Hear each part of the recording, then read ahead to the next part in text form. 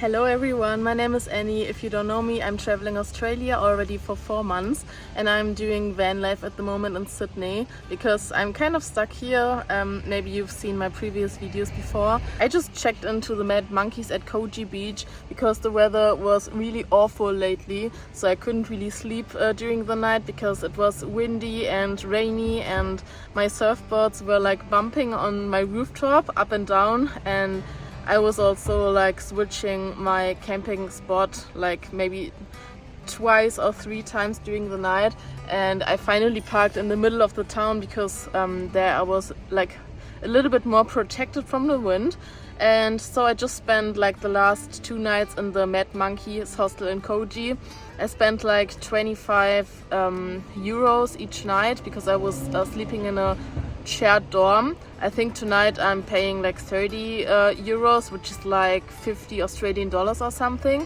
To be honest, it's not so cheap, but it's also not too expensive. So yeah, I think in the next days I will also sleep in my van again because the weather is going to be a little bit nicer, and yeah, the weather forecast says only sunshine for the next day, so fingers crossed that I will have a like quiet night.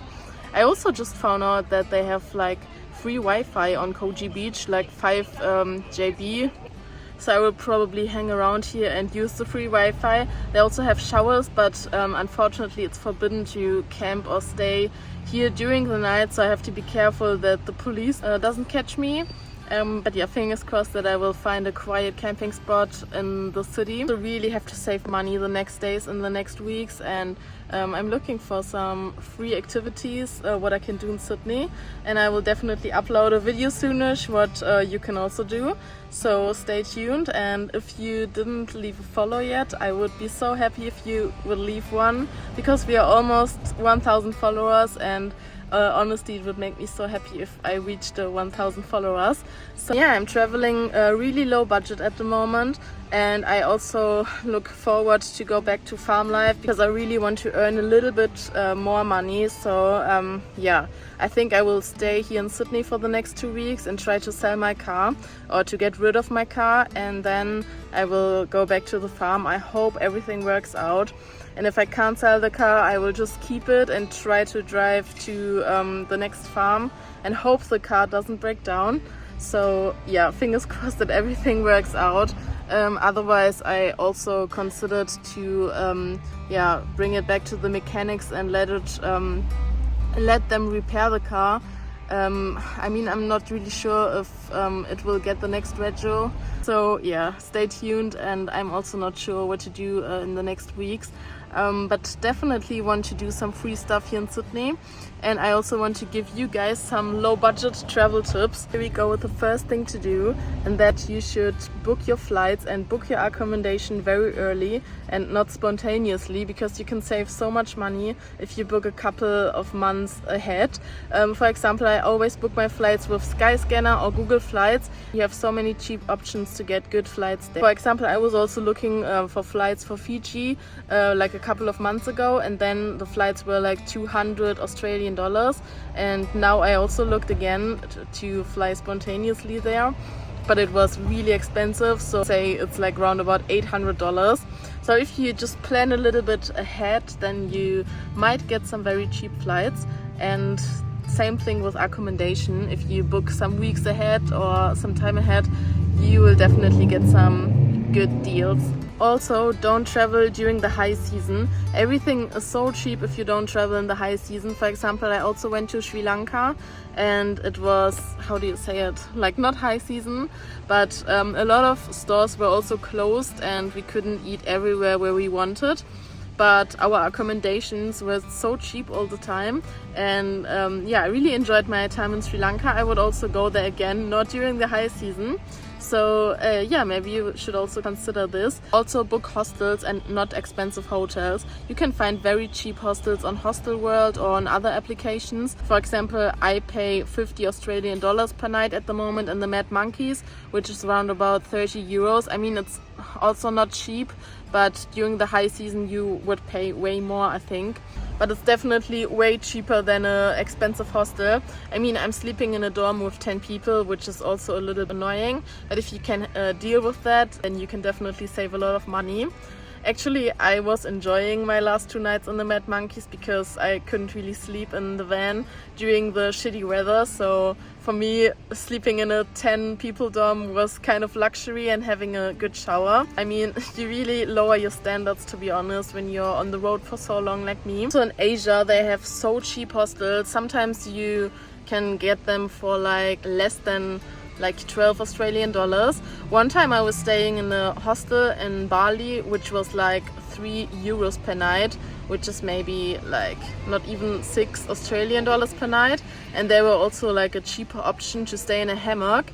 And then I would have paid 2 euros, which is insane, but I didn't do this because of the mosquitoes. But yeah, there are so many cheap options to get a like good hostel and save a lot of money, so definitely consider this when you're traveling. I mean, there are also some people who hate hostel. Like once we traveled Central America with a friend and he's not really used to hostels. He loves expensive hotels, so for him this wasn't an option to go into a hostel again. But yeah, I mean, this is a video for like low budget travels, so yeah, you should definitely consider hostels. Also, use public transport. I mean, of course, it's so comfy to drive with an Uber or a private taxi, but also here in Australia and Sydney, like the metro and the trains, they are so cheap. So you pay 1 Australian dollar to get somewhere into the city, and this is like just 60 cents, by the way. And yeah, if I would drive with an Uber or private taxi, maybe I'm also not even faster because of the traffic, and I would pay way more. So also in Central America, we traveled for a couple of hours with a local bus and we only paid 2 euros, which is so crazy. Definitely consider public transport. Also cook for yourself. I mean, to be honest, it's kind of hard to recommend this in a city like Sydney because you have so many options here for nice restaurants and nice cafes and nice brunch places and wow, Sydney is like really crazy when it comes to food. I really love it here, but it's also kind of expensive. So in the last days I was buying my stuff at Aldi, and you can save a lot of money there. Also, I heard lots of rumors before I came to Australia that like the food prices are insane and so expensive and pricey. But I can tell you, you can save so much money, and Aldi is not more expensive than in Germany. I'm also considering to record a video in an Aldi store or in Coles and to show you the prices there. I'm not sure, maybe I would have also loved to have a video before I come to Australia. But yeah, I think I will go shopping with you in the next days and show you the prices, because you can save so much money, and yeah, it's not too expensive, and if you cook for yourself you can save so much money. Some of the prices are even cheaper than in Germany. Okay, but this video is not all about Australia, so I will also talk about Asia and Central America again. You should also consider going to street food markets, and I know that like a lot of people are scared to go at street food markets because they are scared to get the Bali belly or food poisoning or something, but I can tell you I never had that when I was in Africa or like Central America or Asia.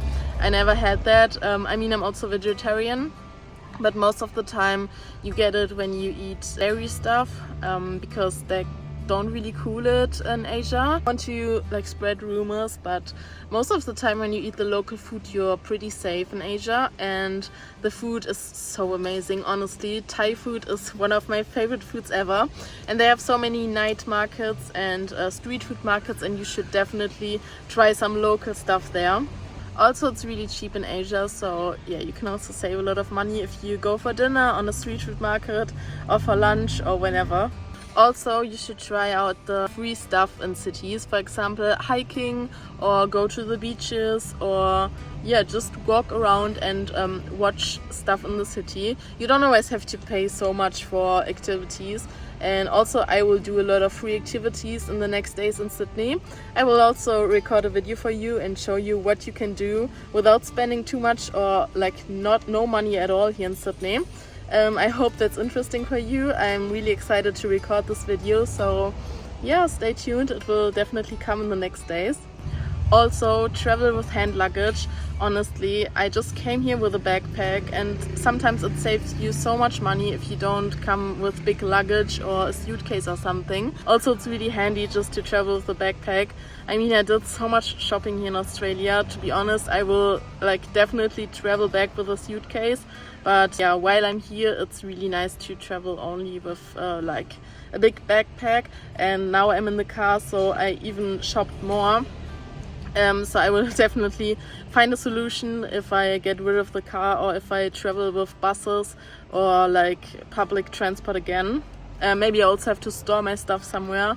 I'm not really sure how to do it, but definitely find a solution. Maybe I will also send some stuff home or get rid of the stuff. You should also check out some travel apps. For example, couch surfing. To be honest, I never tried that, but I'm really keen to try it one day. So I have a friend who tried this a couple of times and he only has good stories to tell about that. And you meet so many nice people and you a little bit local experience if you stay at a local place, and they can also show you around if they want to. And yeah, it's nice to builds up some new friendship. I mean, to be honest, for me it's also a little bit sketchy as a girl, but most of the time the people has reviews on their profile, so actually it shouldn't be a sketchy thing. But I would really like to know what you think about that. Did you ever try couch surfing? Maybe drop me a comment and tell me about your experience. And of course, if you try couch surfing, you also save your money for accommodation, which is kind of nice. So just have positive effects of this, if you can say it like this. Save money for accommodation, get to know new friends probably. And yeah, it can also give you some nice recommendations for the city. Go travel with other people. So most of the time you can share the costs for food if you cook for yourself, or if you rent an Airbnb, you can also split the cost, which is really nice. And if you to do a long road trip, you can also split the cost for fuel.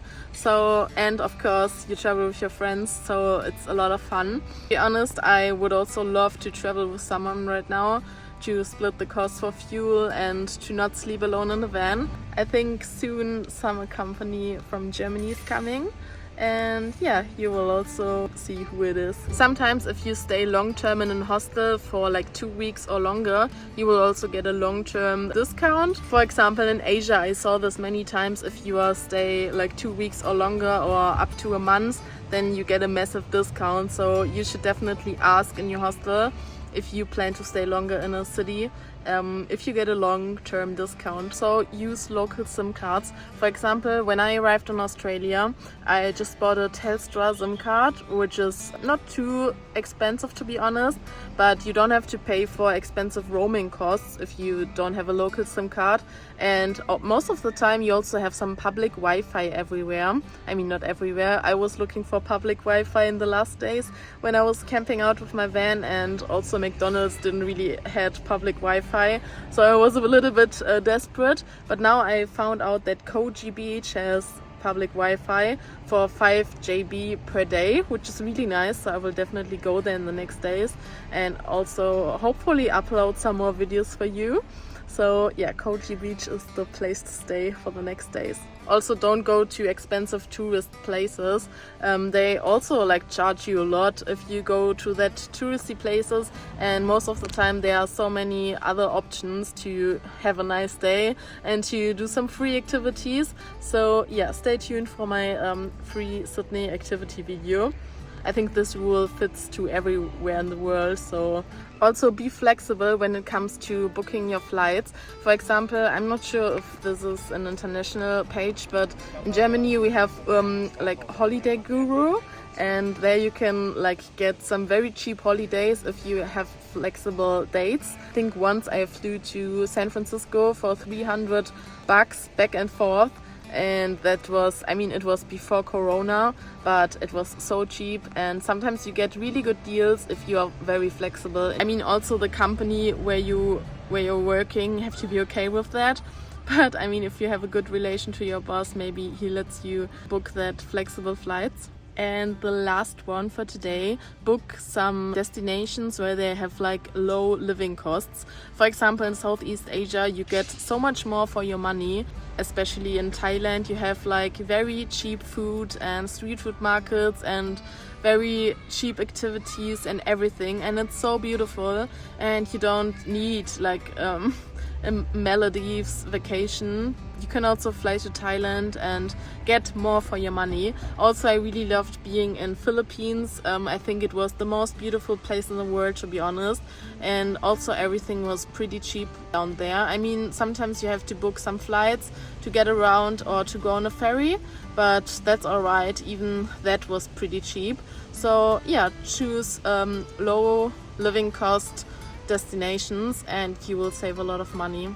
I really hope I could help you with that video. Yeah, if you have more recommendations to travel low budget, please leave a comment. Maybe I can also learn something new from you. And yeah, I will definitely do some more van life in the next days, do some more low budget activities.